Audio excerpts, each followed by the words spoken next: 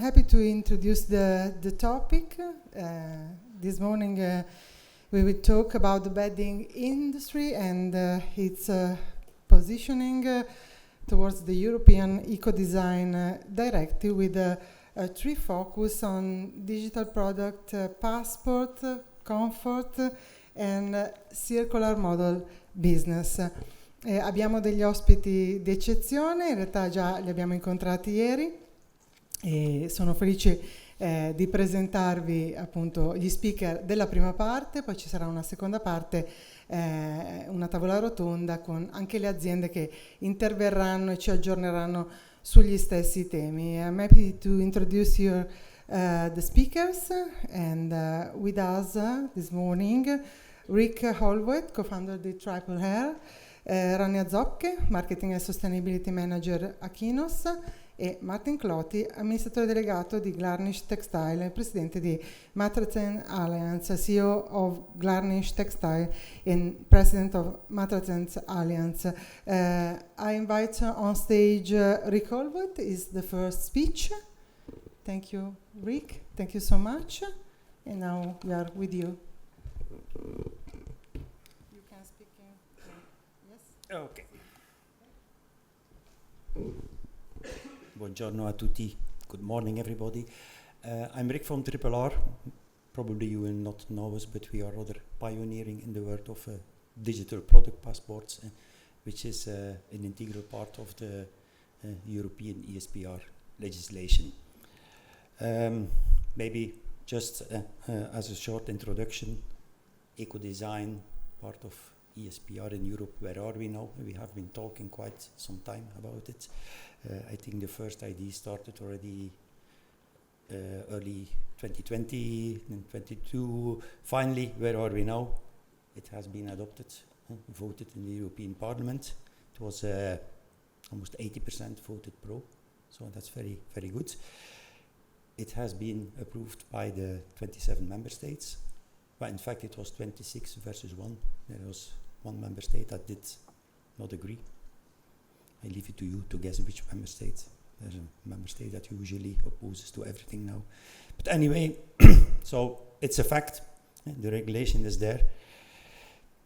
But no, what does this now mean for us?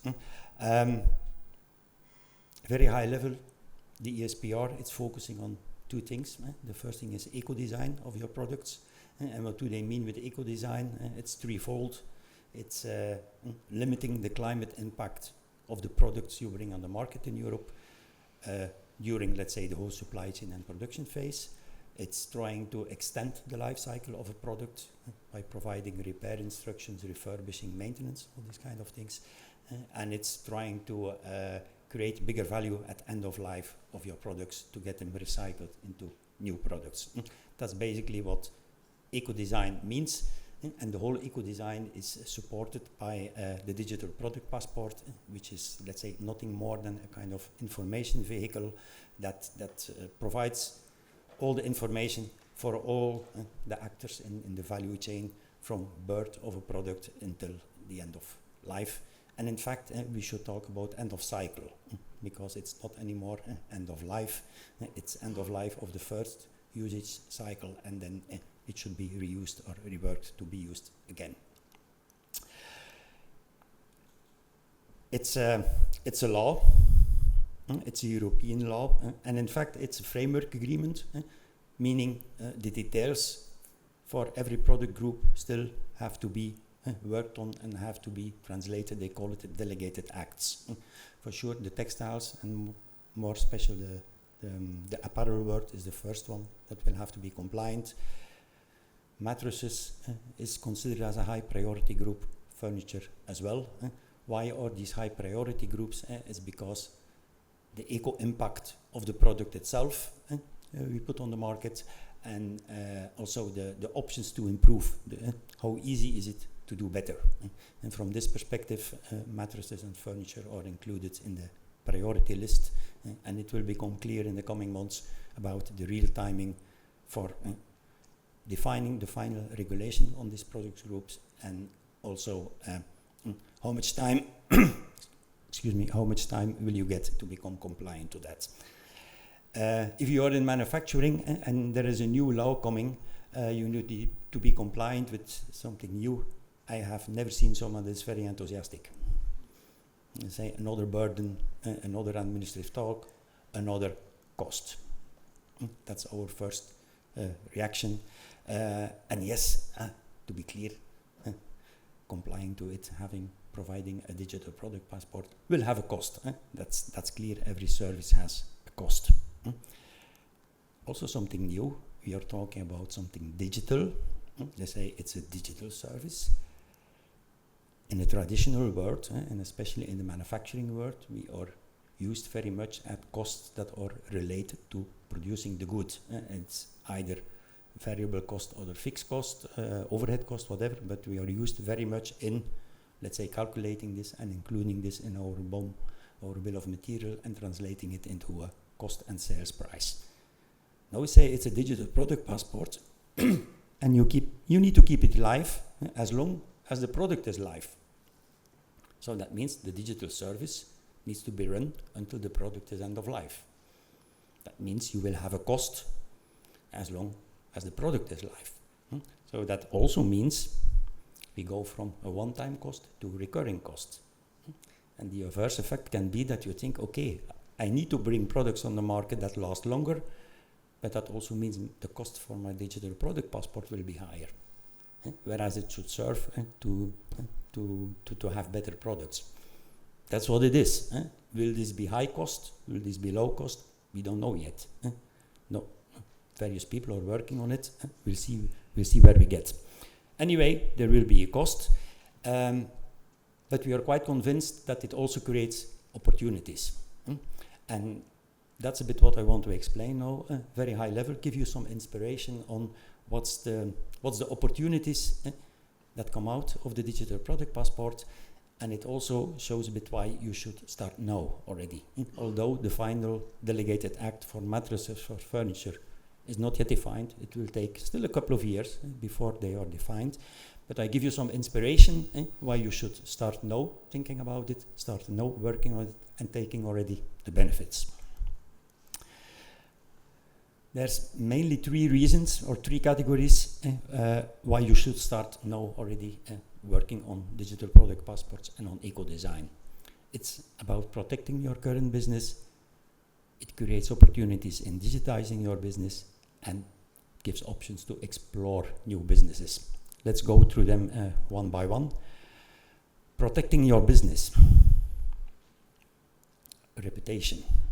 I guess if you now are not busy with sustainability, with circularity, one day it will hit your reputation.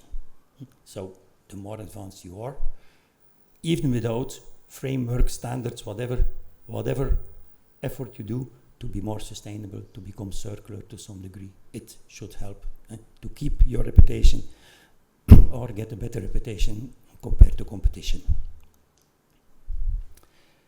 Green procurement, it's clear, and from a government perspective, the public sector will be the first one that will have to include green procurement.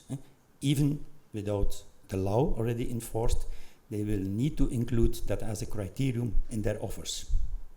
If you are in public procurement, and even more than public procurement, I guess some bigger organizations that ask you to provide an RFP, they might include your scoring on eco-design, on sustainability, on circularity. So I think it gives you more chance to win a deal, definitely in public procurement, but probably also in standard private business procurement.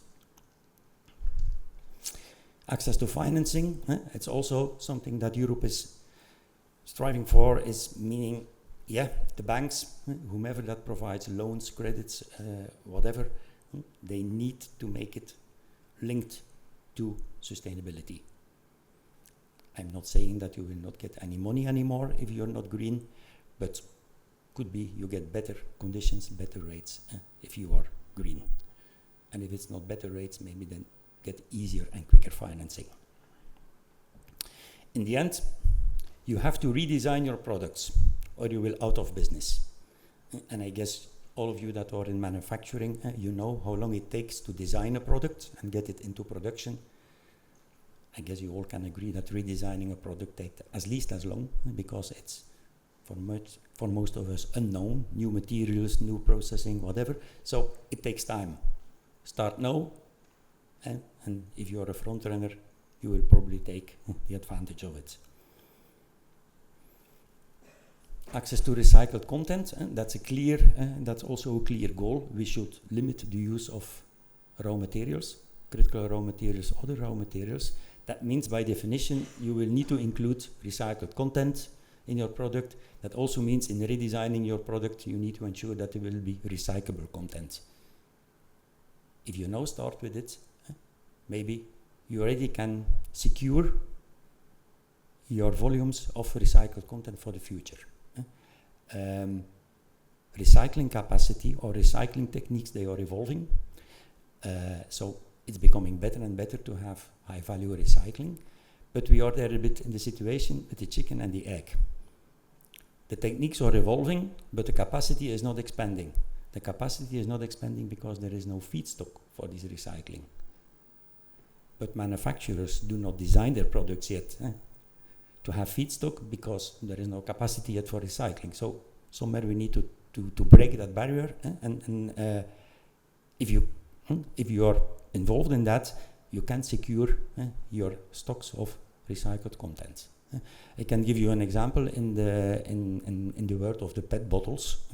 There will be also an obligation to have X% recycled content in PET bottles.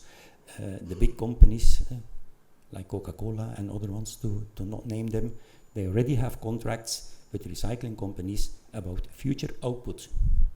They say the future output, we will buy these quantities from you at that price. So they have already secured their stock. And if these big companies secure their stock, there's probably less chance that you, as a smaller company, will have access to the leftovers. So that's all about protecting. And I guess we are always looking at new things, but first of all, we need to protect our current business. That's, let's say, 5 topics where you can think about. Digitizing. It has been a buzzword for some years. Digital transformation, we should digitize our business. I guess for many of us active in the textiles business and in the furniture, it's very often a bit difficult to say what. And honestly, that's also a bit my experience from the past when I have been working in a company that was in the mattress manufacturing. We always suffering, how can we digitize? Yes, ERP systems, CRM systems, yeah, that's the obvious thing. But really taking advantage of digital into our product was always difficult. Now, with the digital product passport, that means we will create a unique identifier for every single product you put on the market. Can simply say it is a kind of unique serial number that every mattress, every chair, every bed you make, it will have unique serial number. Maybe you can start using that serial number. If we sell a mattress to a customer and we know the serial number, maybe we can link one-to-one with the consumer. I very often hear mattress manufacturers, they say, we don't know who are our consumers. We know the customers, the brands, the retail, but we do not know the consumers. You have an option to get in contact one-to-one with the end consumer and maybe get feedback, which could help you to design your future products. Trying to bind the customer with you, avoiding that he goes to competition. I guess all of you have some complaints. Nobody makes perfect products always. So if there's a complaint, and I guess you always have, all of you have the experience, if you want to file a complaint, try to fill in the form, digital or on paper. They ask you 25 questions, if not more, and you're discouraged to file a complaint. In fact, just by using the digital product passport, you can file a complaint, and the manufacturer has all the information about that single product you're complaining about. Manufacturing. We all have been looking since the past 40-50 years, implementing ERP to optimize, to streamline our operations, to be more efficient, to save on costs. include the single batch number of every product included in your ERP and take the advantage of it. After manufacturing, you need to ship. Use the single ID in your shipping, receiving processes, inventory management. Still a very big problem. I can give you an example. I will not name them, but a very big brand in the footwear, sports footwear. They are active in the market for many, many years. They are very big, very organized. Their biggest problem is inventory. I was a bit surprised. I think they have all over Europe 20 distribution centers. They do not get their inventory under control. And especially now with online selling, they are very scared that if a consumer orders a pair of shoes, that they cannot deliver tomorrow on promise.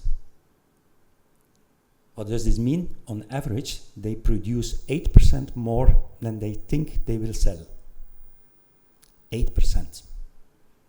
In the previous steps in manufacturing, we are trying to squeeze our operations to win 0.1%, 0.5%. They produce 8% more. What happens with that 8%? I guess you can know what happens with the overstocks. So, getting your inventories correct, you can do it with the digital identifier on your products. And last but not least, and then that's more using digital product passports on your fixed assets, on your machinery. Well, a fixed asset does not mean it does not move. Also, a very big problem, finding back your assets, link it to your maintenance systems, whatever. That's all opportunities you have to use a digital product passport in a practical way. For me, this is 5 categories of opportunities to digitize your business by the use of the digital identifier. And the last thing, and that's more, let's say, very, very inspirational, and that's not an easy one.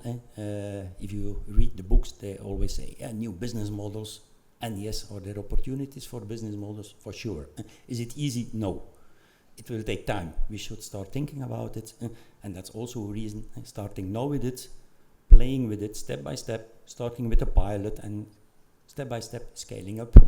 It will give you some comfort. You will learn from it and you will discover the opportunities. In the end, products will have to be recycled. A couple of minutes ago I said that most likely you will be forced to include recycled content, so maybe you should start thinking yourself about taking back your products and recycling. In some countries there is already EPR schemes, extended producer responsibility, where the producer, the manufacturer, has to take back the systems at end of life. Currently it's very often treated as waste. Do not consider it as waste anymore. Consider it as the new raw material for the second life. Do you have to do it yourself by definition? Maybe not. Think about partnerships, but you can secure your access to recycled content. Maybe you can start refurbishing operations. Maybe in mattresses, less relevant. Nevertheless, many mattress companies are offering 100-day money back guarantee. If you're not satisfied about your mattress, you can return it. What happens with these mattresses? In furniture, I still remember when my grandparents, when they did buy a sleeping room or a dining room, they paid a lot of money for it. They spent a couple of months' salary, maybe a year's salary on buying a dining room, but they kept it, say, almost forever. And in the end, at the end of life, my grandfather, he reused it somewhere to build a cabinet for the chicken in the garden. No, we pay a couple of days' salaries for furniture, for some furniture, and if we don't like it anymore, we buy a new one. So maybe we should rethink a bit about this as well. Remanufacturing. I know there is some mattress manufacturers that start using components from old mattresses to build new mattresses and make them affordable for people that have low income. And I very often get the feedback, okay, I don't want something of a mattress of somebody else in my new mattress. I I guess most of you have slept in a hotel tonight. You got a new mattress?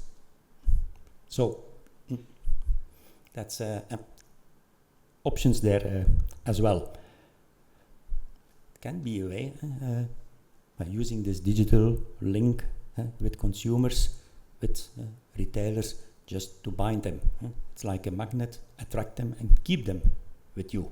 If you make it very convenient, maybe not too convenient, I'm convinced there always need to be some friction, because if you make things too convenient, there's always people that want to abuse the system.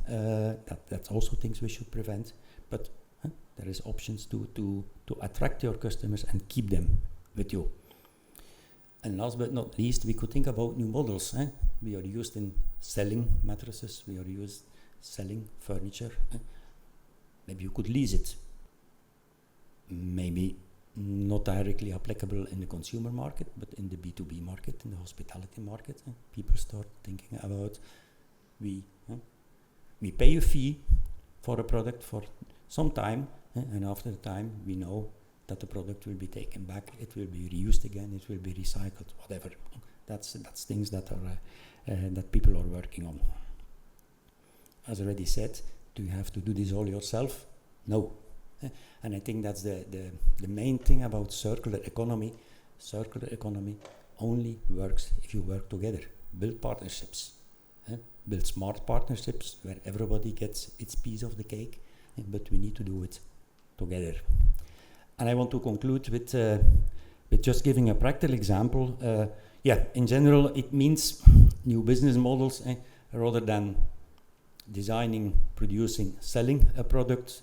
It's more going to product as a service. And that's, it's not an easy one, because then you also have the problem about financing. Your revenue stream is different.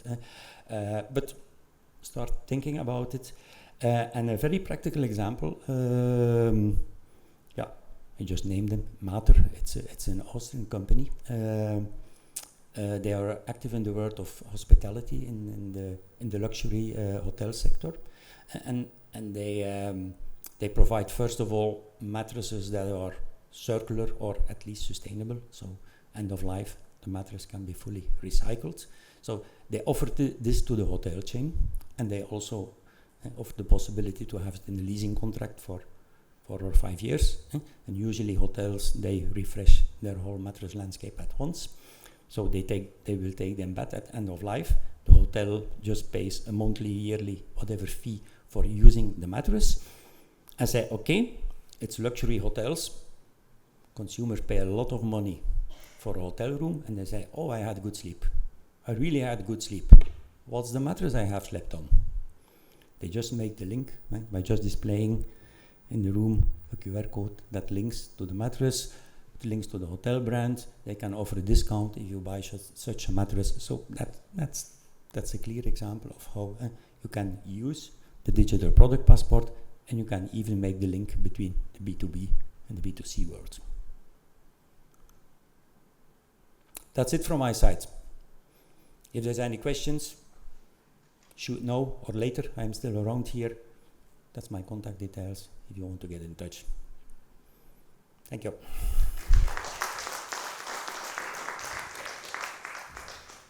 Thank you. Thank you so much. And I invite Ronja Zocchi on stage. It's your time. It's time to talk about eco-design.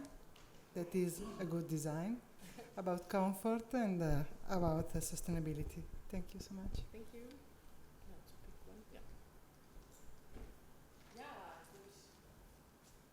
One works, yeah.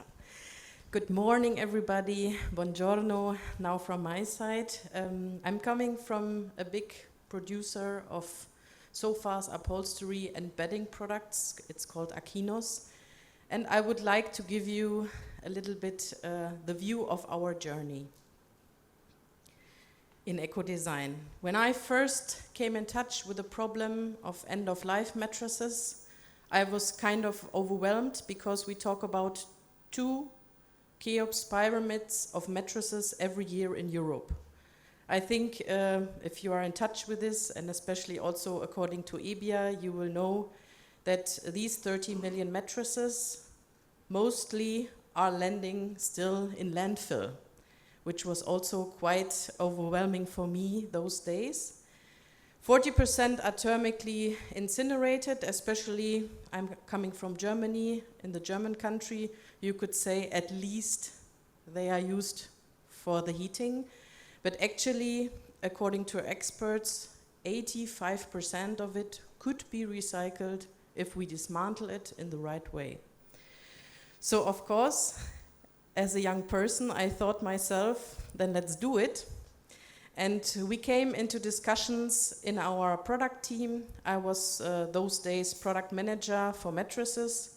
And we discussed, especially also in the development, how could we change it? How could we, as a branded bedding producer, also give our value on that? And then it's, of course, very quickly you come to the topic of eco-design. Nowadays, it's coming more and more also in the legislation, as we heard in the presentation of Rick. But yeah, starting in 2019, 2020, it was not so top of mind of everybody, so we identified for ourselves our eco-design principles, wrapped it a bit together to 10 guiding eco-design principles, but actually it always comes back to the same principles. It is looking for materials that are recyclable, looking for materials that are very durable, but also identify the materials at end of life. And what is also very important is a strong user relationship to the product, because this is very key also when producing products, that people get not wasted them too early, dispose them too early, when it's not necessary. So we looked at the full circle and we thought about where can we have impact. Normally you would say, as a producer, you only have impact on the production part, but we thought, what can we also do on other parts of the circle? And so I'm coming to the example of Schlaraffia today as one of our biggest brands, especially for the German market. We thought about how can we make the product more easily to be dismantled. We thought about bringing a flagship product on the market, and we created over the years. In 2020 we started with mattresses with easier recyclable components and so on, but in 2023 over a period of research and development, we had a flagship product on the market that you can easily disassemble, where recycled content is already inside and where the product can also be recycled in the end, especially also the cover and the full components. But what is even more important is that we scaled it up. We thought about a flagship product is nice, and you probably also know it. Many producers have now one product that is more sustainable, one product that is a bit different to the others. But we thought, how can we do it to really bring it to nearly all our products? So we thought about it, for example, let's take the cover, because the first thing in, for example, Schlaraffia products is you can replace the cover. So how could it be easier to make this recyclable? And so that was in 2023 our way to say 80 to 90% of our mattress assortment has recyclable covers. So that means with the relaunch of our new products, we fully decided to go only to these products. Of course, there are still some older products that are in the assortment, which have also already partly recycled materials. But in this case, the cover was key to bring this to a circular product, to go our journey towards circularity. Of course, you could say it's not like the flagship product on such a high amount of recyclability, but we wanted to have to scale it up to the full assortment. And for those who are a little bit in the bedding, the zipper was always a problem, but over the years we also found a solution to make the zipper stay in the mattress. It's just a small detail, but in the end, this was the breakthrough to make the full cover recyclable, and the metal part can be just taken off at end of life. So also small details can sometimes make a big impact. But going further, like I said, you can think of the product itself, but going further, I want to come back to this product-user relationship or user-product relationship. We have a lab in our plant in Geraardsbergen, and they are really looking into how can we improve our sleeping comfort and how can we add value in our branded products. This is very important for us because if you find a product that fits to you, then you will not dispose it after it's fully necessary. So that is why we combine the aspect of comfort with durability and test every mattress that goes to the market according to that. This is not to underestimate. I would say there is a certain trend nowadays in our bedding world that you have also this one-fits-all mattresses, and probably they have also a reason, but for us it's very important to try to give the person the mattress that they need. And this is really keen also in terms of eco-design. The first thing in eco-design, that the mattress or the product needs to fulfill its purpose, and this shouldn't be forgotten. Often it's said we only think about the afterlife, but we also need to think about that the product fits to its purpose.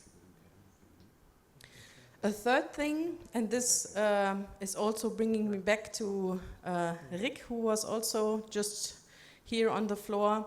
We started in January our project of implementing the digital product passport.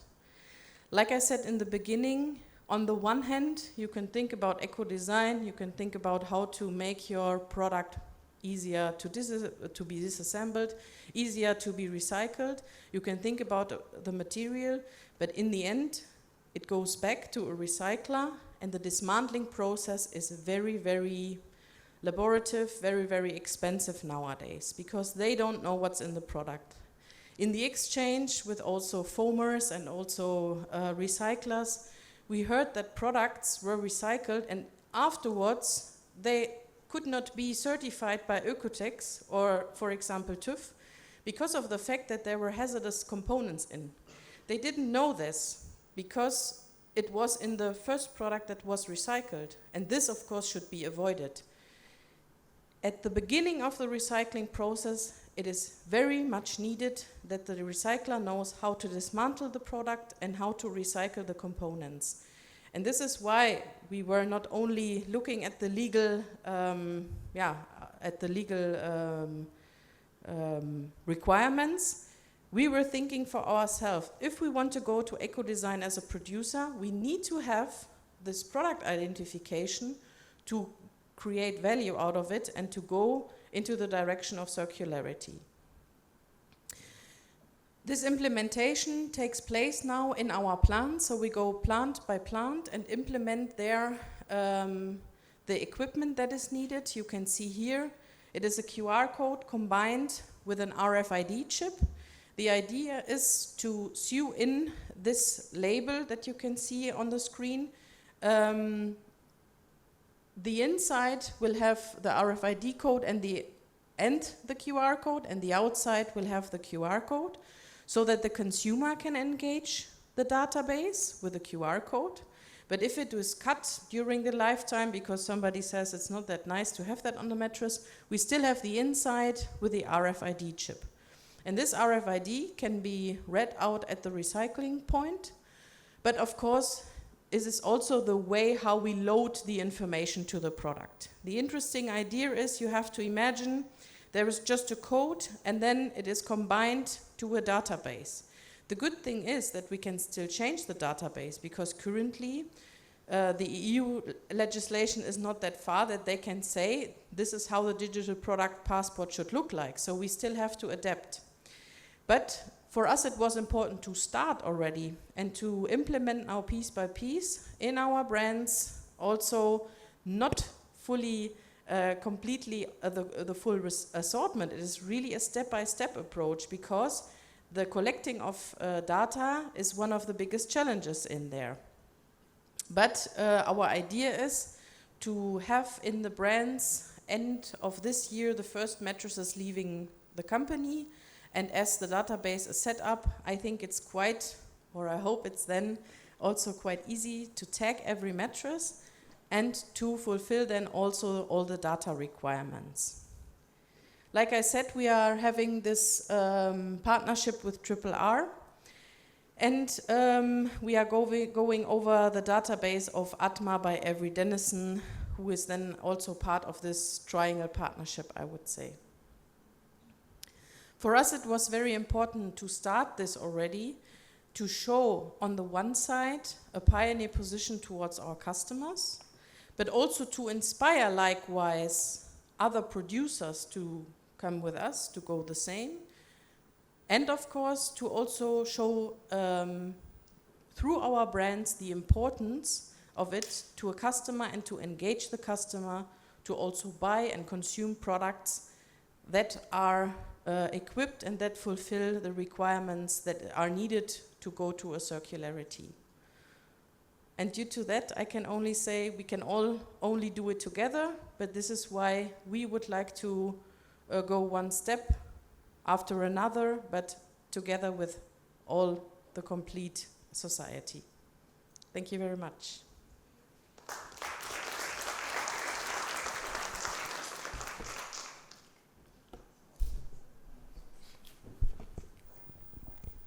And thank you, Ronja. And inspired by Ronja Zocche, I leave the stage to Martin Clotti, and we can discover how build a circular model, business model for this sector. And you don't have some kind of materials like yesterday? No? It's a pity. It was very interesting.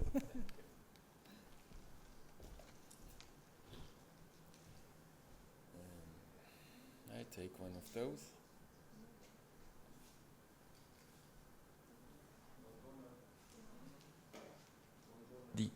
Buongiorno di me. How to clean up the children's room. How to clean up the kindergarten. That's my topic. And as Ronja said, we have to do it together. And we have to be aware of some complexity. I would like to show you how we attack this big task. I'm the president, happen to be the president of the Mattress Alliance in Switzerland. It's not the only one. There are around a few mattress alliances in the countries Scandinavia, north of Europe, in Germany, and it's all about how to collect the many, many millions of mattresses as a source of new materials or of recycled materials. And I would like to introduce you to how to organize such a complex task. You may say it's not that complex, it's easy. Just collect the mattress from the street, from the shop, from the sleeping room, from the kindergarten, from whatever, from the hospital, and then process it, of course. And it's worthwhile because we have a lot of foam to collect, and this foam is a valuable resource. We can contribute to the challenge to reduce carbon, which is a global impact topic. And we realized that we have quite a handful of players around that we have to integrate along the value chain and in the market.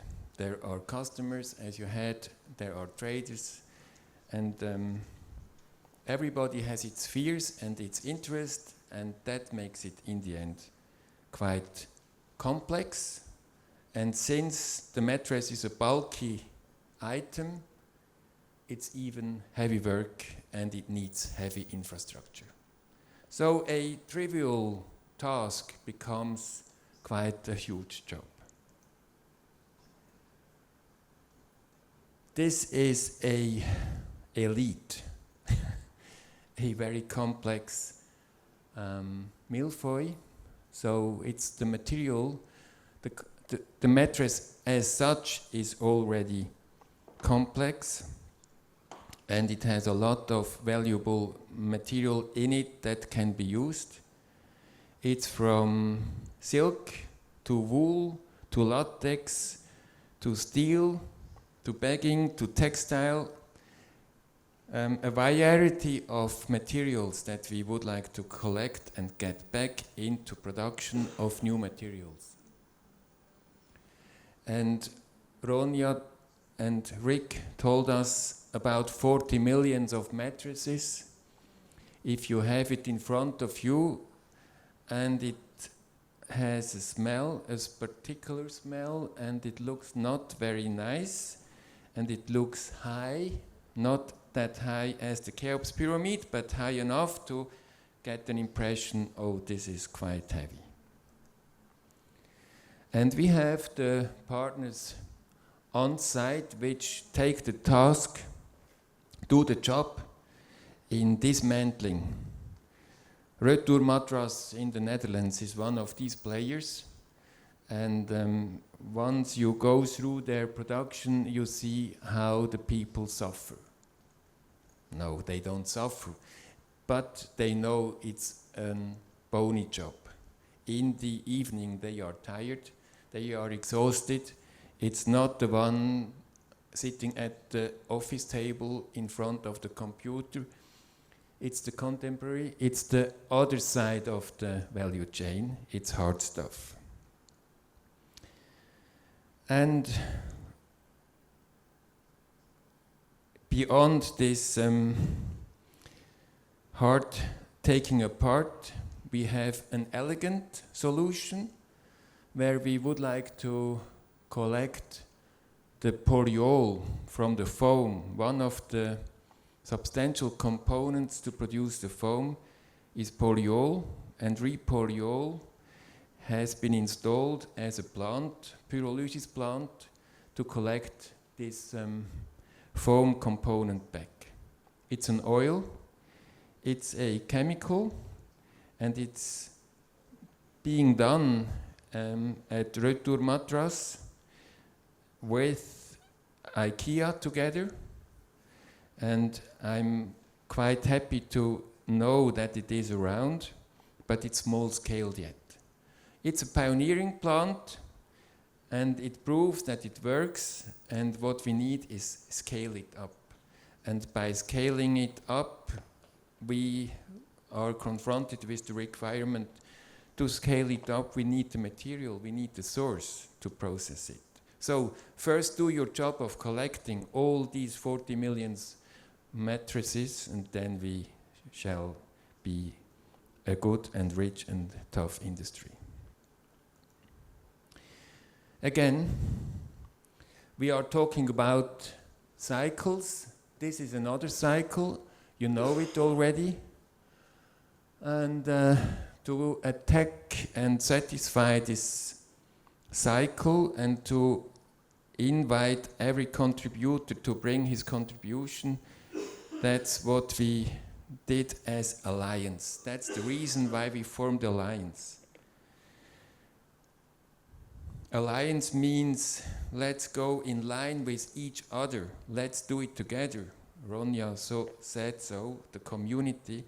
It's not a one-man show, it's a community approach. Mattress Alliance Switzerland has a heavy time sometimes. We try to move and to make this happen, what needs to be happened. And we do a pilotized collection process in 2024, so this year. We try to put the containers there and to watch how they get filled with the mattresses. And we struggle this year and next year with how to finance this collection. And we talk about 20 francs or 14 francs or 10 francs or 30 francs per mattress as a pre-collected fee. And already this is a political affair, because traders say, oh, then we get more expensive, and the customers say, then I go to those which are less expensive and cheaper. And the competition comes up, and the traders say, if we go into such a competition and so on, you can imagine. Then it's the task of value-added tax. This added fee, does it need to be a subject to value-added tax? So we get from A into Z, from 0 into 100. The general task is, let's drive towards circular economy, put the feet down on earth, jump in and make it happen. And that's the complexity of the task. We have a board with, oh, that's quite Jens Fischer, no, whatever. We have in the board some contributors. So me, I'm a material supplier, a renewable material supplier. I'm interested in renewable materials, grown materials. Then we have Aquinos, colleague of Ronja, as a producer. We have another producer with Jens Fischer from Hilding. We have dealers, traders, retailers. Mikasa, Migros is a big retailer in Switzerland. And obviously, IKEA, we are very proud that we have Manuel on board as a representative of one of the big retailers, IKEA. And we are supported by universities, institutes. Then we have the big Bs, like hospitals or military services, which are the big consumer of mattresses, or hotels. And we have connections to those which already do it and can exchange experience with us and we with them. So Retour Matras, Recycle Matla, and so on, they are supporters. And we have the members which are realizing, yes, that's the new topic, from ever the value chain passes by at their station. That's all around foam, textile, mounting, and so on. Even recycling already on board. Yesterday I told you, because sometimes I taught you about renewable materials, because sometimes I think it's too complex. It's too difficult. It's too heavy stuff. Let's start from scratch again. Destroy what is there and just do the right eco-design with renewable materials. Let's start the material and let's build the mattresses in the right way. Easy, but we have to tackle the big task of collecting first, then have the clean space, and then start from scratch again. In future, we will make it with material which is not causing any damage to the environment, with material which can be collected every season from new. And that's the way to go, but we have to go both ways. First, do the dirty job, and then get into the new job. Thank you very much.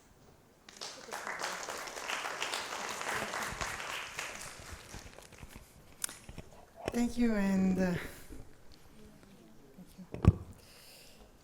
and we close the first talk with a round table, and I invite on stage and I present the anchorman, Friedrich Lauert, IBIA Mattress Association Director. Thank you. And the companies, the speakers and the hosts, Matteo Grassi, President and CEO Gruppo Grassi, Julien Oster, Chief Technology Officer Alpha, and Anna Cottuni, Marketing Manager Vita Group. Please come on stage with us. We're waiting for you. Thank you. I'll leave the stage. Thank you. Yes? Yes, yes, you can sit there. Thank you. You can use this or this. You can. Okay, thank you. Welcome all for this roundtable discussion. I'm Frederick Lauwart and I work for EBIA, which is the European Bedding Industries Association, a European trade association representing the interests of the bedding industry. And you can imagine that as an association we have been very involved in everything that has to do eco-design. As Rick and Ronja already mentioned earlier, we have a piece of legislation called ESPR, Eco-Design for Sustainable Products Regulation, coming upon us within soon. Rick already mentioned the timelines, so I won't get into the details. But we know that European Parliament and European Council of Ministers have adopted the text, let's say 10 days ago, and we are anxiously awaiting the final text of the legislation, and then the real work can start. Then it will be up to member states and all stakeholders to develop eco-design criteria, because as Rick correctly mentions, ESPR will have two aspects. It will cover eco-design and it will cover also information.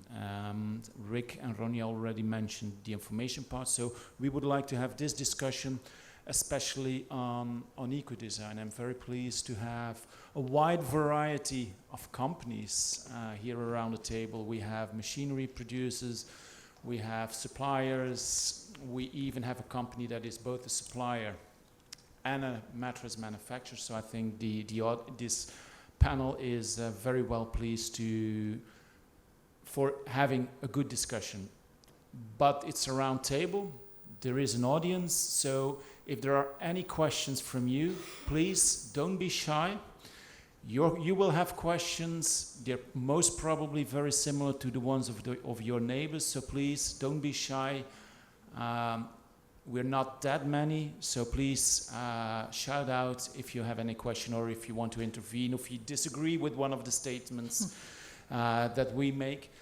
But maybe to kick off, we see that many companies, as Ronja and Rick have mentioned, are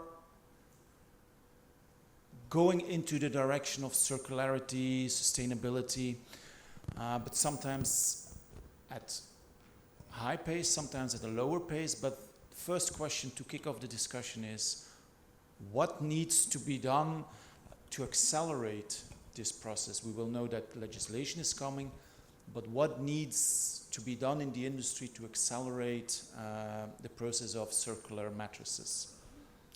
Want to start? Don't know. I don't know who wants to start. Ladies first. Okay. Yeah. Should I introduce myself or?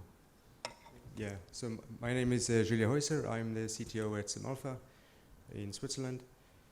And in my opinion, I think we should first take the perception of the customers that sustainability is expensive and complex. Because sustainability, it affects all of us, and a lot of customers, we have noticed, they think that it's very difficult and it's very complex and it's very expensive, but in reality it's not. And I think this is the first most important point, that we should take this perception from the customers. Okay, thank you. Matteo? Yeah. Nice to meet you, everyone. CEO of Gruppo Grassi. We are a machinery manufacturer. We produce machines from the foam industry to the mattress industry. So yeah, I jump back on Julian's point. I agree with him. It's sometimes we do not have a real integration between who manufacture a machine, who manufacture the product, and finally who is using the product at the end. So sometimes we even don't, I mean, many people don't even know how is the process of recycling. So it's maybe a missing of knowledge on this item, on this area.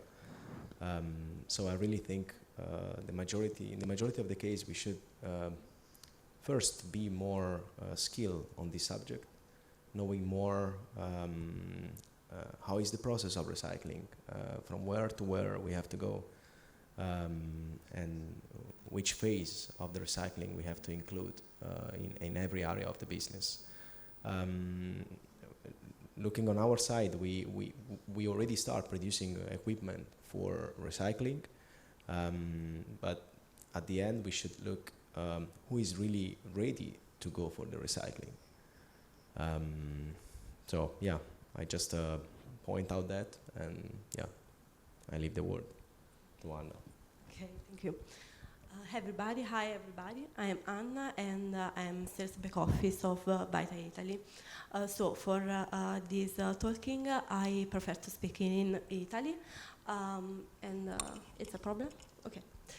About your question, I think that per raggiungere un'economia circolare io credo che ci siano bisogni di 3 fattori fondamentali, in particolare l'investimento, le collaborazioni e soprattutto la politica. Questo perché l'economia circolare parliamo di una transazione da un vecchio modello del to take, make and dispose a un nuovo modello, vale a dire un modello che si basa su nuove tecnologie di sviluppo e di riciclaggio che sono poste per essere disponibili su larga scala. E molto importanti, come abbiamo detto prima, sono proprio i regolamenti di legge che servono al nostro sostentamento e essi dovranno comunque avere una trasformazione che questa trasformazione poi andrà a sfociare in un progresso. Okay, thank you.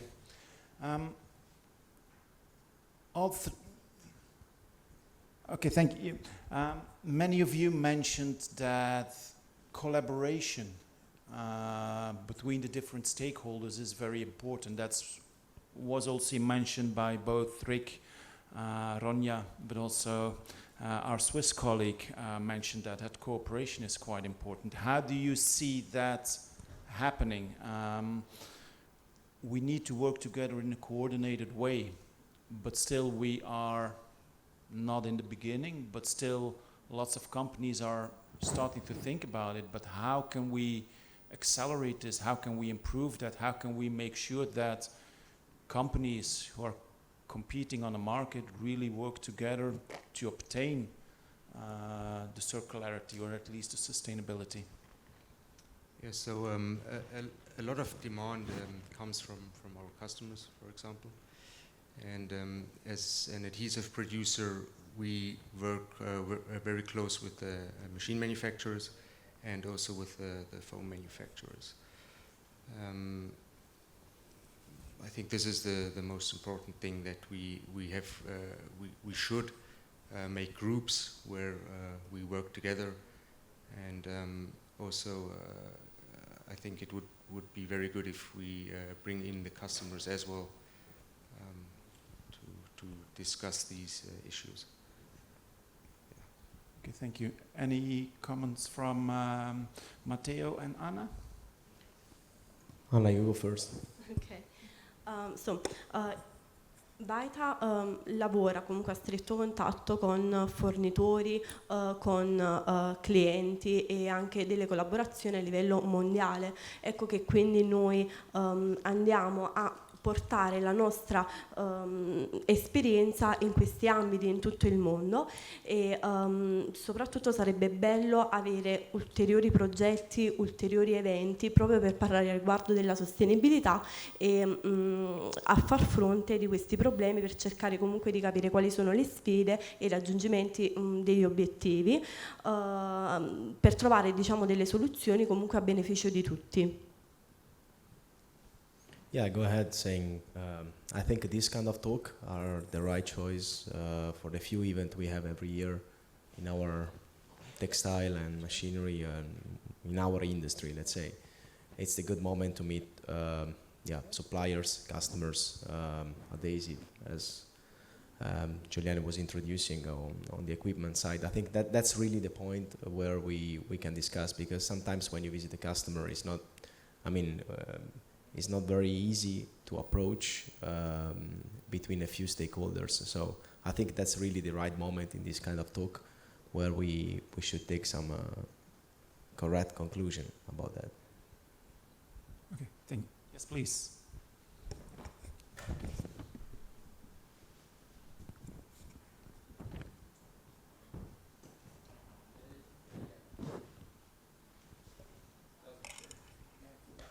It will work.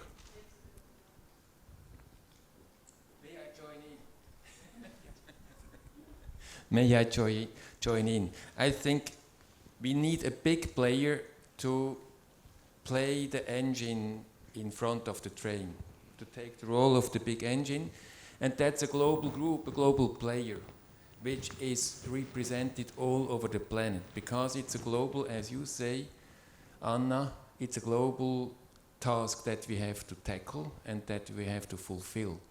And if we go with partners which are local and so on, they are feared that they lose their position. And a global player, and I name it like IKEA, should go ahead and pull the train as an engine, as a driver. And we should be busy to support this global player, to make it even stronger with all the partners that he needs. So financial partnering even, or competent partners that are in the value chain to make him complete. And then in this project or in this team, in this cross-team, leverage team, we shall be allied again and make the thing happen. But we need this one big one which goes ahead and opens the doors. Thank you. I fully agree with that, and luckily that's what we see happening in our sector. There are some big companies like Aquino, which is not a small player in the bedding industry. They take the lead. You have companies like Alping in the Netherlands, but many more that really start thinking. But I fully agree with you. If the big ones take the example, then the rest will follow. But I was quite pleased to hear what's happening in Switzerland, because I think it's also a question that I would like to throw in the group here. You are working on what is called an extended producer responsibility scheme in Switzerland, and we already have 3 mandatory schemes in Europe. In 3 European countries already have one. It's in France with Ecomaison, in Belgium Valumat, and in the Netherlands there is MRN. So where consumers already pay a small fee and a whole logistical process is set in thing. And I would like to hear from the panel and maybe afterwards from the audience, what role do you see for those extended producer responsibility schemes? Can they be, or can they force some pull effect that puts things in motion that are not yet in motion today? Do you have any examples? Yes, so a lot comes from the adhesive side. For us, we get a lot of information which we need to follow from the European Green Deal, for example. So this is something we have to implement in our research and development, for example. And we need to follow this for us to be able to satisfy our customers' needs. So I don't really know how much a machine manufacturer is, for example, is affected from this European Green Deal, but I can imagine our customers, they are definitely affected, like we as an adhesive producer, definitely. Yeah, I go back to the comment we had before, because I fully agree with you regarding the approach of the bigger names that has to be more the engine of the train. I agree with you. However, I also think that this should be coming more from the Europe, because at the end of the day we are all in different countries, but we are coming all from Europe. And to be honest, what I'm feeling, because I'm also traveling around, not just here in Europe, but all around the world, and it seems that every country, north to south, west to east, it's talking in a different way and is working in a different way and is approaching to the subject in a different way. So for sure the engine should be the bigger names, but I really don't like only to follow anyway companies that at the end of the day they work for profit, because that's the reason, that's the truth. But I really think it should be guided more from the general European Union, which take decision and apply the decision in the same way from, again, every single country which is in our union. Because it shouldn't be in a profit mentality, but more in like a eco mentality or a sustainable mentality. I just want to introduce a simple example. We were one of the first machinery manufacturer introducing a paper instead of plastic in the process of packaging a mattress, because simply foam or mattress, everything is around plastic working. But I have to be honest, I mean, if it's not profit base and the cost it's higher than what it was before, nobody really take care about the sustainability. I can introduce paper in the process of roll packaging, but the paper still costs 30-40% more than plastic, so it's still more convenient for everyone to use plastic. And yeah, I agree, maybe the bigger names one day they will arrive to say, okay, let's roll in paper. Yeah, most probably. But they will arrive there just in the moment when the cost will make sense to be there. So I think we should really not look and focus only on the profit company, the bigger names, but more in the union, which has to bring really ideas and guide everyone on that. Go ahead, Anna. Beh, io credo che comunque l'innovazione l'abbiamo sempre fatta, la continuiamo a fare, però quello che proprio manca è un aumento di domanda da parte dei clienti dei prodotti sostenibili, così come in questo periodo comunque molto forte non bisogna continuare a smettere nell'innovazione delle tecnologie da parte dei fornitori, e quindi questo connubio secondo me su larga scala nel lungo periodo ci porterà diciamo a avere una maggiore sostenibilità e quindi a far sì che i clienti acquistino di più questi prodotti. Thank you. Fully agree with that. I don't know if there are any questions from the audience, because I fully agree with the last statements of Anna, and I think that's where I believe that extended producer responsibility schemes can play a role. And that's what we see happen in reality. We see in France, where there is already where we have Ecomobilier, and now which is now called Ecomaison, that is already active for about almost 10 years. And there we see that it has brought along investments because companies saw themselves secured of a certain and a continuous amount of raw materials that they could process. So personal opinion is that innovation is important and will follow, for example, from extended producer responsibility schemes. So I fully support what's happening now in Switzerland, and these kind of systems sooner or later will become mandatory. Europe indeed has a role to play. Sometimes the industry, consumers need a bit of a push from an authority, and on extended producer responsibility schemes, we know that this will happen. European Parliament asked for a mandatory EPR scheme by December 27 in all European member states. We feel that this is a bit too soon, but you see that pressure is mounting and a lot is happening. But Matteo, I think it was you who mentioned an important point also. Consumers, they also can provide a good push.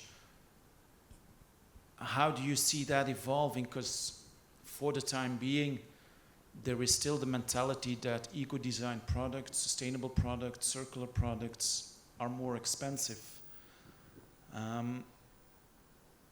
How do you see that evolving? Will the consumer in the future be ready to spend a bit more? How do you see all that evolving? Anna, would you like to start? Or? Go. Io credo che il cliente si debba trovare non davanti a una scelta, ma davanti comunque a una norma, nel dire io preferisco dai tanti prodotti il prodotto sostenibile, perché è la norma che appunto va ad acquistare quel prodotto. Ecco perché secondo me comunque la politica ha un ruolo fondamentale all'interno di questo discorso. Yeah, I agree. Honestly, I fully agree with Anna. I don't think the consumer, well, maybe a really, really minor part of the consumers, they look at the sustainability and they are ready to spend more money. But in the daily approach, I don't think in a massive perspective, people are able to pay more for, in theory, the same, which is not the same, everyone knows that. But I think the rules of the politics, as Anna introduced, it's really what should be the engine of the change. Yeah, so in my opinion, it doesn't have to be more expensive. So from our side, for example, as an adhesive producer, we have already implemented adhesives that are bio-based or that are that follow the biomass balance approach. And we already have customers that are using these products, and it doesn't really have to be more expensive. And this is what I mentioned in the beginning. We should show our customers that sustainability doesn't necessarily have to be more complex or more expensive, because this is the way we will go in the future, definitely. And I think although we have the European Green Deal, this is something that Asia and the US, they don't have this pressure that we have in Europe, but we have the chance now to be the leaders and to show them that this is the right way for the future. I say it like this: I think it's an entrepreneurial responsibility to provide the products which can be provided in a good sense, in a good manner, and in fulfilling the sustainable requirements. And you are not to push the responsibility to the customer and tell him just the story of we just do what the customer wants. The customer is not able to decide actually, and we are in responsibility to decide for the customer what he has to consume because of the complexity of restrictions, of the hardness of restrictions, and if we just rely on the sometimes stupid consumers and customers and leave a shame with them and do not take our responsibility, then it's a wrong game. Agree. What is also important, cost is often coming from volume. And I think if we don't create a momentum to increase the volume, then of course it will always be very costful, and nobody wants to go the mile to also take the sustainable things. But I'm going with Julian, it does not need to be more expensive. And if you really tackle, first of all, those parts where it's possible to just switch, then I think you can steadily increase the volume. And for example, the mass balance approach is a great thing in all manners because it opens up a bucket of different options to put in materials that are renewable. First of all, you don't define which is the renewable material. And first of all, for example, in foams, you recycle maybe motor oils or cooking oils, but in the end, you will recycle old mattresses. And I think these are things that need to be developed further and looked at. But you also not need to always think about, I need to have the 100% solution from now on. This is always a discussion in sustainability that you have to be everything at once. But if you start in different buckets where it's just possible, then I think it adds more value than you could think of. And linking to the ERP system, looking at the countries where it's already implemented, you can also see where the money is, there also something is happening. So if they collect the money already, then of course the infrastructure is built up. So, like we said, 30 million mattresses are laying on the street. We just have to collect them, but somebody needs to do that, and so you need the money to also push that. Thank you. I'm Paolo Bartoli, I'm a furniture designer, and maybe I can give my take on the problem. So what I see is, of course, we have a very complex problem in sustainability in furniture. So I think we are trying all together to develop a new culture for sustainability. What is missing from my point of view is a lot of information to be able to design better, let's say from designer's point of view, meaning to know more about materials, about their performances, sustainable performances. Therefore, the possibility to access this kind of information for LCA studies would be very useful. From customers' point of view, meaning both my customers, companies' customers, the producers, and the final users, I think it's difficult for both of them, meaning the producers and the final users, to understand exactly what is happening and what they need. A good marketing, I think, is needed here, meaning not to convince them that they need sustainable furniture, but why they would be better off using sustainable furniture and what kind of performances, different performances you might get from this new approach. Therefore, probably companies should better off selling their vision instead of the product. In its, I mean, it's quite different seeing a company that does give you a vision of their approach to sustainability and a company that manufactures one or two products, meaning that they are not really convinced to go that way. And finally, of course, the law. I mean, this ESPR new law, but also the PEF, the Product Environmental Footprint protocols, meaning that we, I suppose, I hope, will be,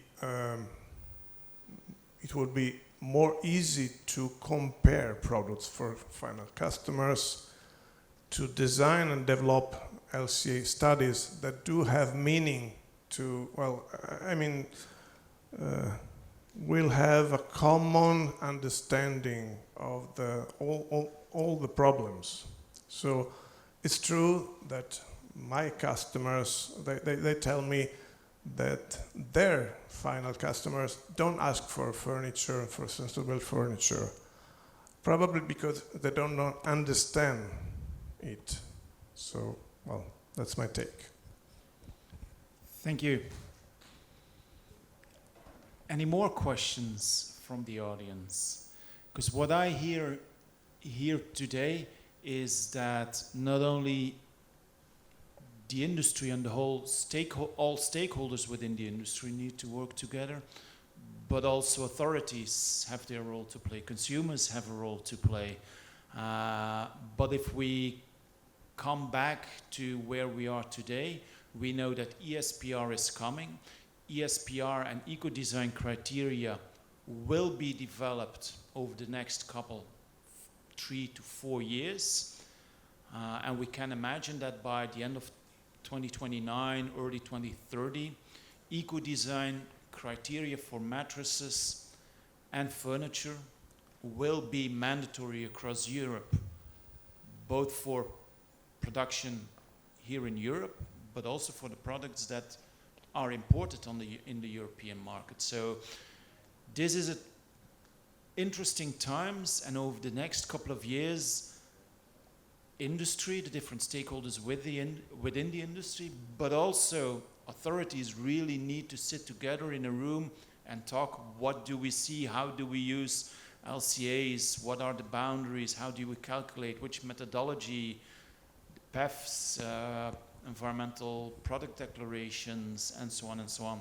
So those things will be discussed for mattresses and furniture over the next years.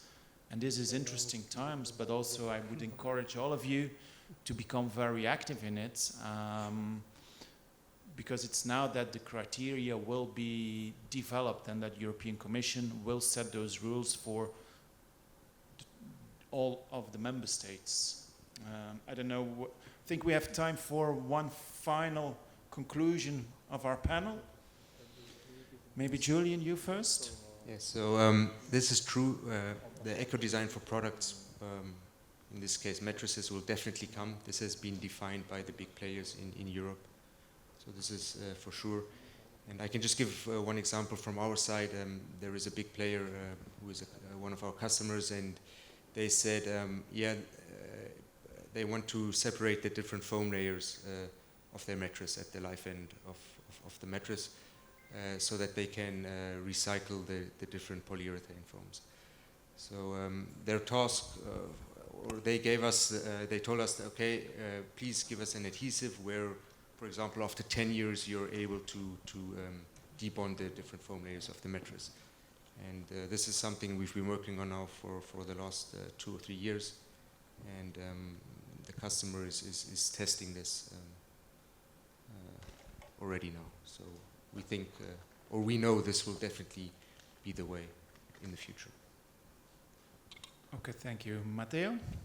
So as a conclusion, I want to say that I think everyone has to start changing the culture, which I think will make a big difference, because we really focus for the things that we like a big brand or clothes or all these stuffs. We are willing to pay more, and we don't really care about that. But I think also on the sustainability, we really should change our mentality, change our culture, and not really look at how much it costs or does that, but look that this will make the future. So this will bring a nice future. This will bring this will keep what we have at the moment, because it's possible that what we have at the moment won't be in the next 50 years. So as a conclusion, I think really everyone should focus more on changing our own culture and mentality, more than really look at maybe it's too much, or maybe I could use the same as I used before. Okay, thank you. Anna, you have the honor to close the session. Sono d'accordo pienamente con Matteo, e comunque ricordiamoci che viviamo in un mondo che veramente, se non portiamo avanti progetti di sostenibilità, dove andremo? Quindi è importante.